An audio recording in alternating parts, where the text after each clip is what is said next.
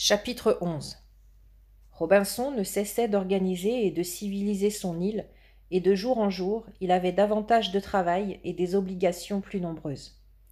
Le matin, par exemple, il commençait par faire sa toilette, puis il lisait quelques pages de la Bible, ensuite il se mettait au garde-à-vous devant le mât où il faisait ensuite monter le drapeau anglais.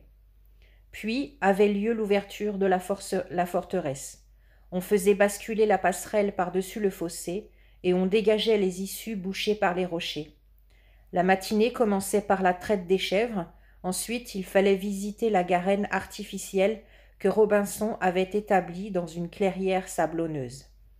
Là, il cultivait des navets sauvages, de la luzerne et un carré d'avoine pour retenir une famille de lièvres chiliens qui vivaient sans cela dispersés dans l'île. C'était ce qu'on appelle des agoutis, des lièvres hauts sur pattes, très gros et avec des oreilles courtes.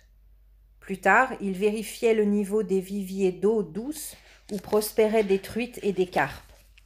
À la fin de la matinée, il mangeait rapidement avec Taine, faisait une petite sieste et se mettait en grand uniforme de général pour remplir les obligations officielles de l'après-midi.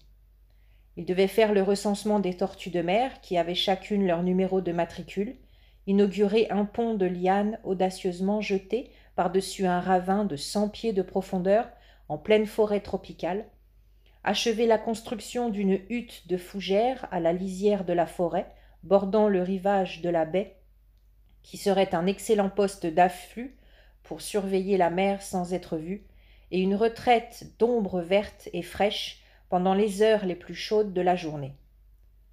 Souvent, Robinson en avait assez de tous ces travaux et de toutes ces obligations. Il se demandait à quoi et à qui cela servait.